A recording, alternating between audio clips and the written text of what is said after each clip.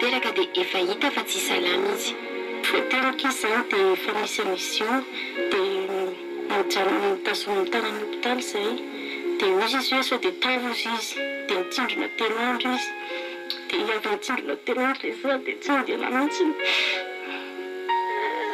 dia navoaka an'izay dia naselinaka aty dia izay moa izany dia tsy manam-bola dia mitazonanay teloany aloha izy dia farany izy sevitra dia makana be felatana izay dia tany zany natao échographie izy dia teny hoe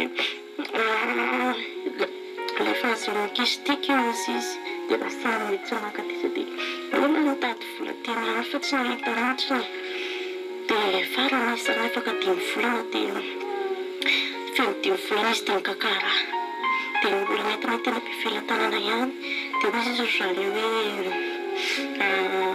ndana misy izy vita amnestia fa sy misy izy hoe tsy nahay mifapiditra izy dia nentinay tonga dia urgence dia tena ihany dia tsy maintsy mivitana dia mitady vola moa zany izy tsy maintsy hoe tadiavam-bola dia mitady ndradraratra tany izay dia kandro nahita ihany nameno azy dia vita ny ekipy dia niakatra taty ambony izay.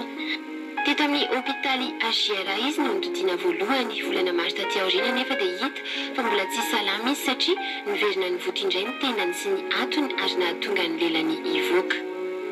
Mbola kely zany ndraika niteto aminay dia efa nopérena izy 4 mois 5 mois teo izy tamin'ny voalohany dia nalefa noty dia verina indray izy tamin'ny herinandro lasa izay dia potsaka be ny lelany ngeza be indrony hitanareo io namany sady maradratra be ny lelany izy zany zao tsy marary anazy fa manelingelina be anazy le izy ohatra migene anazy le izy tsy sempotra fa le mihinan-kanina izy ny sahirana be no tsy afaka mihina ventin-javatra izy zany.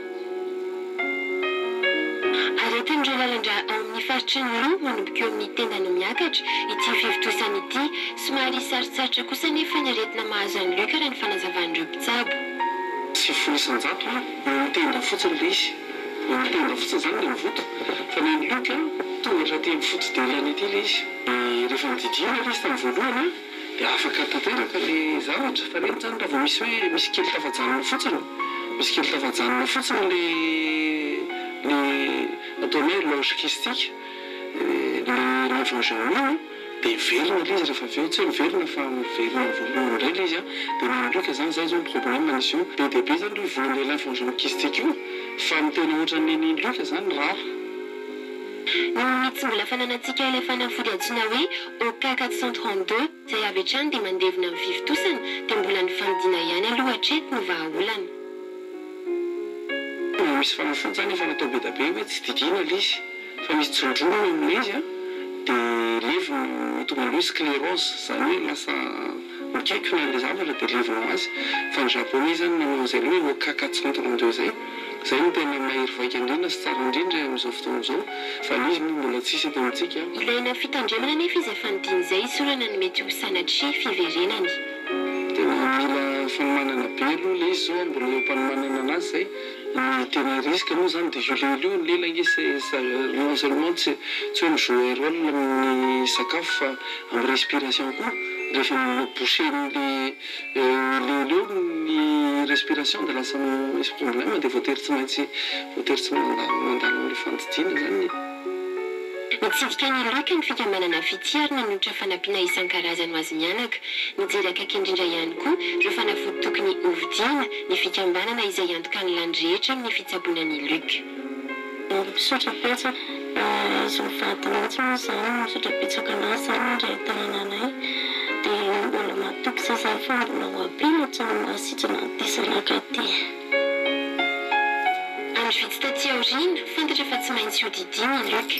Sarotra ny fiatrehana izany na dia efa nanao matsaina zany reniny ary na dia teo aza ihany koa ireo toromarika nomeny mitsabo mahakasika ny mety ho fiatrehana izany na ara-bola na ara-pitaovana sy ara-tsaina. Manana inavy no tenen'ny dokotera ny finana tsy tena izy fa fanafody fotsiny nasehana hoe vidiana zany. Mbola nisy fotoana ny sangisangina kely anefa ny alohan'ny fandidiana.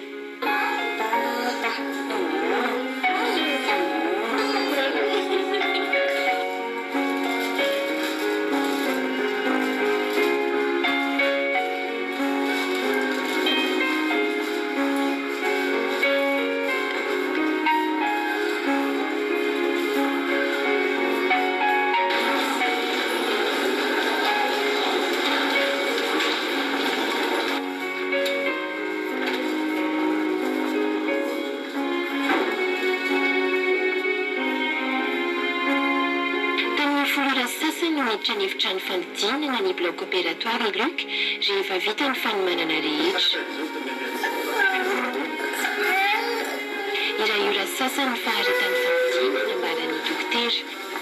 Tsy nahajery lera intsony dia atao fa zaho misy dia mitaitana be tsarako. Voakotra hatramin'ny minitra sy ny segondra teto.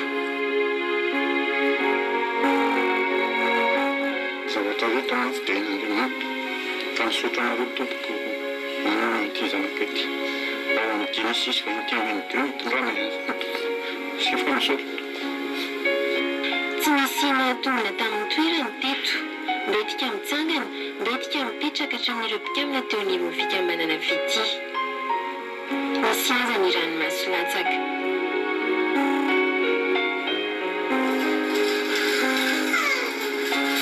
Mizotra araka ny tokony ho izy ny fanidina naharitra ora 5 mahery. Falinany andreo ray aman-dreny satria avy hatrany dia nahitana fiainana ny fivitosana teo amin'ny tendan'ny Luc. Nampatsahivandreo mpitsabo no fa tsy kelikely ny fiainan'ny fivitosana. Tena opération zany izy zao aloha dia amin'izao izy dia mahafinaritra fa teo manko raha izy nahitana azy voalohany zany lela mivoaka be mihitsy satria tosany fivitosana. Vita l'opération dia azo izay hoe verina tsy tena hoe verina tanteraka fa verina lelelany satria tena azoko lazaiko anareo hoe mility soa fanavelanana izay ny andritran'ilay fandidiana azo fandrato. Amin'izao fotoana izao efa manomboka manitrika ny lelany Luc ary efa manomboka ihany koa mihinan-kanina tsikelikely.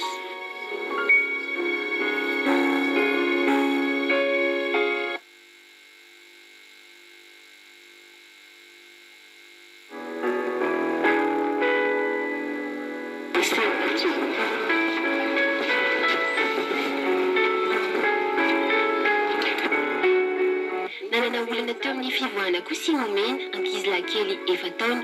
Volana vitsy izay no nahitany renibeny fa nanana olana teo amin'ny fivoahana ity zavikeliny. Zahatra migoto tato amin'ny kibony dia nanomana ny kakany sy ny pipihany tsy andeha dia nenzihatra be ilay kibony. Dia rehefa nenzihatra be ilay kibony dia izay no tsy nanam-bola mihitsy zany izay tamin'izay moa izy efa tokony didina fa ilay retiny efa tena ny omby tamin'ny volana marsa tamin'ny 2011 dia nandeha tany nanao an'ilay taratasy tokoa izahay dia isorana lehibe ny association Vity fa nivaly ilay fangatahana dia niraisiny andraikitra daholo ny momba ny fikarakarana ny mena rehetra. Zao indray zany ato amin'ny mahalela azy misy zavatra ohatrabotry dia ohatran'ny ledika any ilay mahalela azy rehefa marary zany ilay izy dia voatery indray zany izy herina hiditra bloky dia mba niantso tany amin'ny association Vity indray dia isorako an'Andriamanitra fa namaly izy ary nandray andraikitra. Araka ny fantatra dia efa nodidina voalohany ihany koa i momena raha ny voalazandreo dokotera tamin'izy nianaka nefa dia voatery tsy maintsy hodidina fanindroany indray izy.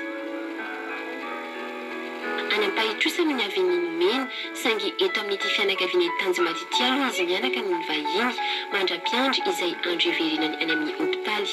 Nitsidika ny momena sy ny renibeny ny fikambanana Vity ary nanolotra panier garni misy ireo sakafo sy entana ilainy amin'ny fiainana andavanandro tsy adin'ny fikambanana ihany koa ny mitondra biscuit ho azy. Somily karena pasoava nomali solana retuko dia misolana ny boty.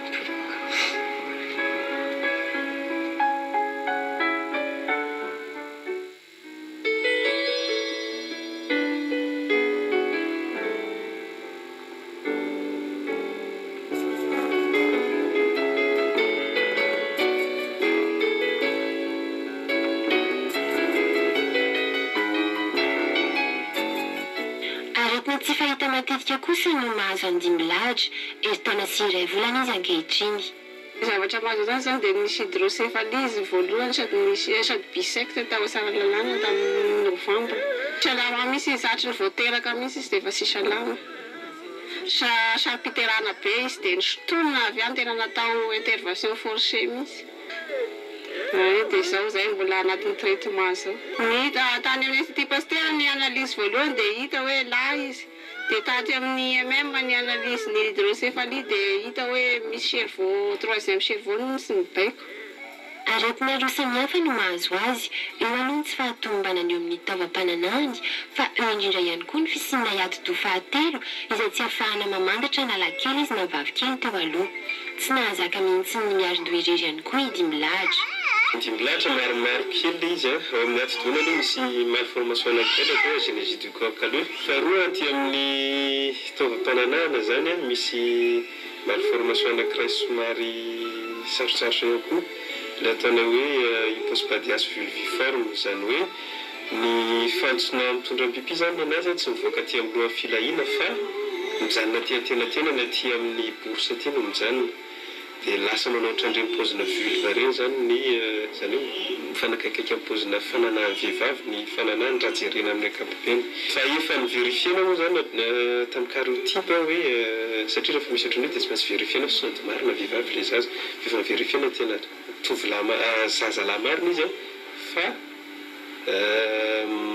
misy tsy fahatombanana fotsiny amin'ilay aty amin'ny filahina zany dia n'intervention zany ireo zavatra anankoroa corrigena ahitsy le verge dia ambolena fantsonany vaovao zany le filahina ambolena fantsona vaovao mba ho tongatra aty amin'ny lohan'ilay filahina mba ahafahana pipi ohatran'ny zazalahy rehetrarehetra fambolena somary avo lenta no tsy maintsy atao amin'ny dimilahatra araka izany nambaran'ireo mpitsabo nefa fa atahorana izy fiatraikany amin'ny fiainany aorina ity aretina nahazo azy ity complication voalohany indrindra mety isy fistule na atao hoe raha tsy mitazona le greffe atao amin'ilay ana dia mety mbola isy mamoaka kely eny atenatenan'le fantsona vaovao atao iny dia amin'izay fotoana izay tsy maintsy miverina didina indray mandeha ny séquelle io moa zany somary sarotsarotry ny évaluena mihitsy satria séquelle tena matetika amin'ny resaka hypospadias dia resaka amin'ilay activité sexuelle anyarinany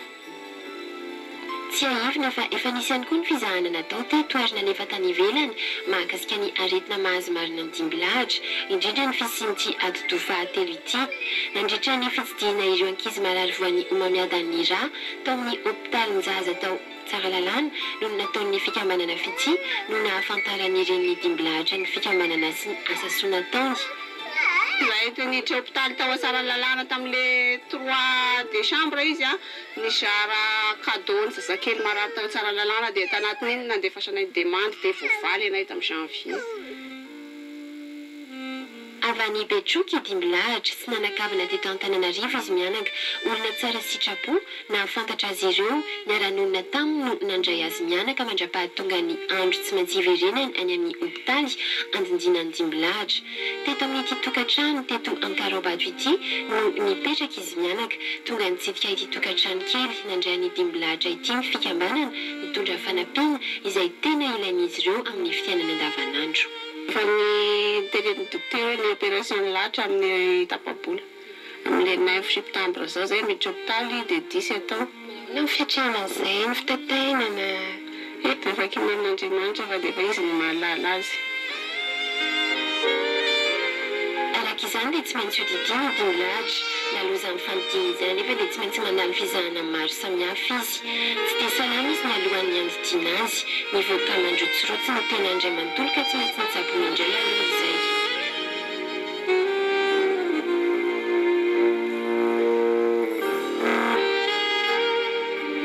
niteny dokotera teo fa hoe mbola misy allergique be izy dia misy baibay be ny ainy dia mila sabona amin'ny derona tao dia maisina aloha izao ho any be filatanana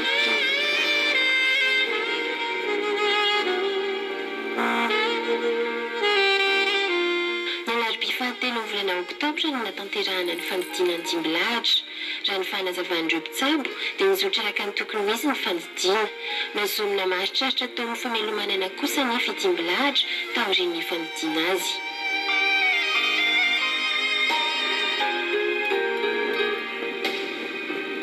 zoma fahadimy ny volana oktobra tamin'ny 3 ora maraina no namono ainy dimbilahatra mbola teo hatrany ny fikambanana fity nampahery ary nitondra ny teny fampihoana ho an'ny fianakaviana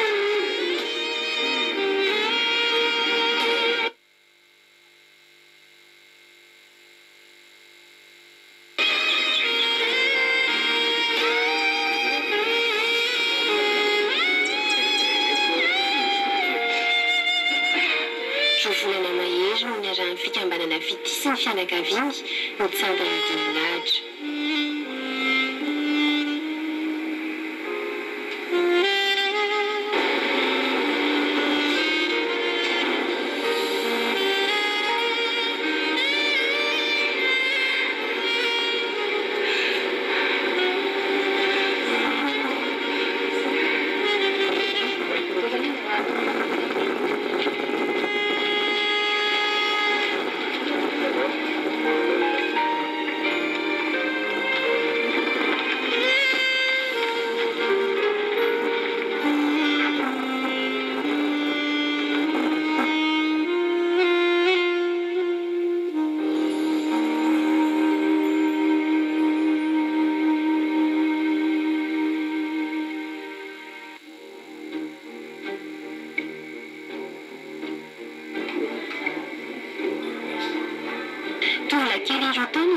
Vao amboasary atsimo efa oeritaona mahery zao no nisiny ny fivitosana teo amin'ny kibony rehefa tena nialehibe izany fivitosan'izany vao tapa-kevitra ny hitondra azy any amin'ny mpitsabo ny reniny tsy vitan'ireo mpitsabo tao Antsoina mahakasika ity aretina nahazo any Zamily ity torohevitra izy ireo ny anefasana azy ho saboana aty Antananarivo teto amin'ny hopitaly HJR no nandraisana an-tanàna ny Zamila nanao fangatahana tamin'ny fikambanana fity ny reniny ny amin'ny anampiana azy amin'ny fitsaboana ity zanany ny volana Marsa 2024 no antanterahana ny fanidina voalohany an'i Zamila ary nahoana izany saingy tsy maintsy mbola ampiarahina amin'ny chimiothérapie izany noraisin'ny fikambanana an-tanàna ny mahakasika azy mianaka sy ny fitsaboana hatramin'ny farany an'i Zamila. Chimiothérapie ary no avy hatrany dia natao taminy tsy dia salama loatra izy taorian'izany raha namaran'ny reniny. Izy tamin'ny voalohany izy mbola nisy fanaviana ilay aretina azy mbola ta izy mba tsy sakantsara isany manao azy mafanafana fo fa izay ndraiky ilay nitafarany opération izy tsary nanavy izy manao azy. Ia metimety izany mijerijery azy satria fahasalamana anazy tena mba fahitako maniova izy teo zavatra tsikely izy efa ngeza be nazo fahasalamana amizany. Ny fampihenana ny fivitosana no nahamaiky ireo mpitsabo tamin'izany. Ilay vola zany voto dia misy aretina efa nieritreretina zany izao mavoaza dia misy protocole nalanay hoe ezahana ahena ilay voto amin'ny alalan'ny traitement dia izay vao hoentina atao fandidiana dia natao an'izay zany Zamila nahena le fivitosana dia avy eo izy nodidina nalana atao zany le voto dia tonga indray avy eo hoe manao traitement fanampiny indray zany izy hiarovana fa sody ivelona ilay aretina dia tsy maintsy asiana izay traitement ao aorianana fandidiana izay izy. Ary avy hatrany ny tsikaritra ny fihinan'ny fivitosana taorian'ny fandraisana an-tanana azy.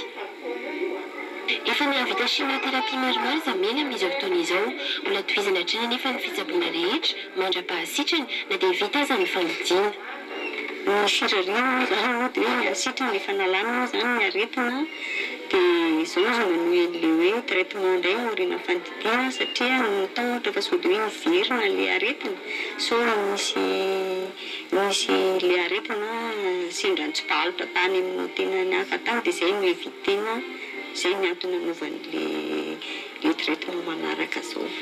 Dia vinavina zany mety ohatra hoe manao chimio izy hitanay manao 4 cure aloha dia hitanay discutenay indray dia avy eo suivi fotsiny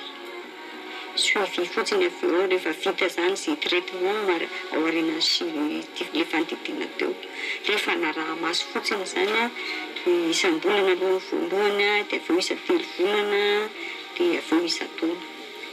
Mbola misy ireo fizahana maro samihafa nampanaovy mpitsabo azy raha ny fantatra mantsy dia misy ny chimiothérapie voadingan'ny Zamila. Tena fahasalamana tsara Zamila zay izy fa mandry ilay valiny ekosy radio. Nitsidika an'i Zamila tamin'ny hopitaly HJR ny fikambanana fity ary nanotra fanampiana isan-karazany nahitana vary, savony, siramamy, menaka ary biscuit. mitranga tsy dia matetika mitranga loatra eto amin'ity hôpitaly raha ity ny aretina tahaka izao raha ny fanazavan'ny mpitsabo. Maharay aretina roa na telo tahaka izao isan-taona ihany mantsy izy ireo. Mbola mitohatra ny kosa ny fitsaboanan'izy amela hatramin'izao.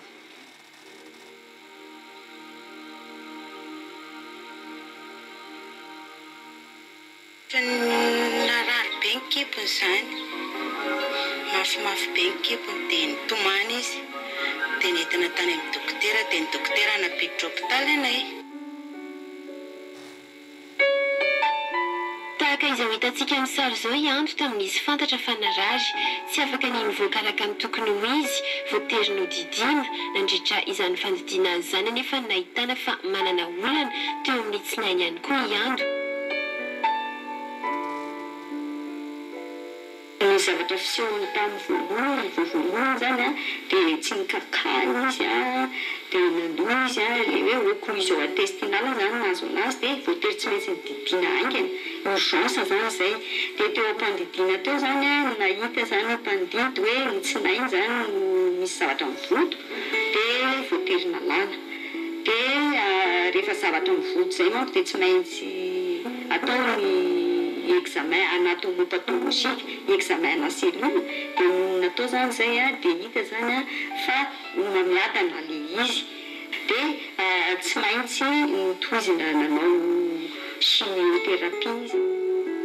Tena nanomboka nitsana ny volondohany, nanomboka volo ihany koa ny tanany raha ny fahitan'ireny asa satria nampitaraina azy zany.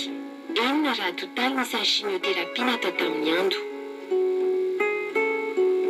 Nandritra izay fotoana rehetra izay dia nilofatrany tamin'ity aretina ho mamiadana ity ianto sy ny fianakaviany. Nahitana fivoarana ny toe-pahasalamany andro ary efa nanomboka niveriny nianatra indray izy tamin'ity taona ity. Tanaizy arany hitanareo efa tena nahazo aina afaka ny aretiny, afaka hita maso zao hoe afaka fa tsy maintsy mbola hitanareo izy ilay manao suivi iny tsy maintsy manao contrôle foana izy.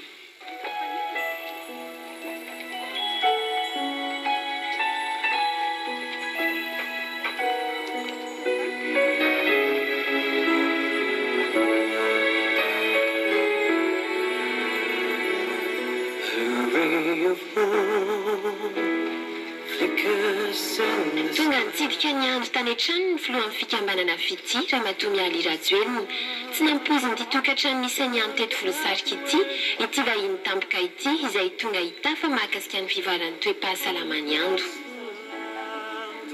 Tsy vitan'ny nitsidika fa nivinana ihany koa voninkazo isan-karazany ho an'ny andro ny filohan'ny fikambanana fity nahitana mananasy, paiso, manga, litchi, papay, voatango ary corosol, voankazo izay isan'ny tena manampy amin'ny fitsaboana aretina ho mamiadana. Eny fikambanana fity ihany koa ny fangatahana nataony amin'ny tany amin'ny dadabe Noely tamin'ity taona ity ka nitondrany fanomezana ihany koa azy zany. Avy hatrany dia nandramana ny akanjo sy ny kiraro.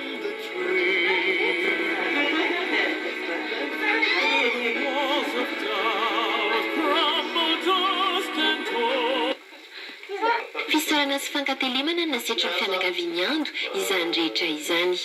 Ireo nanamboatra ny sainay nahatonga anazy ohatrao fa zato ny taona tena kivy tena tsy hoe tsy ho velona tsy ny ty zazy ty.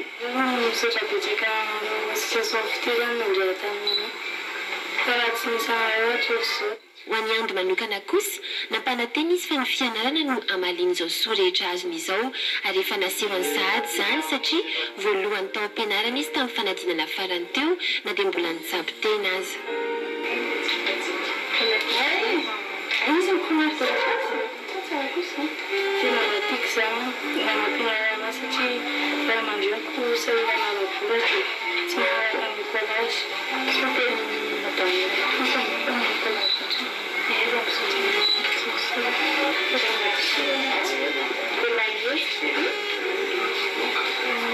dia tsy sisorana malafa ny andriamanitra no misaraka afatra izay nanohina ny maro. Afa-po tamin'ity folakandro ity avokoa na ireo mpikambana teo anivon'ny fikambanana fity na nitsirairay tamin'ny fianakaviany andro fa indrindra i andro. Ohatra daholo sady.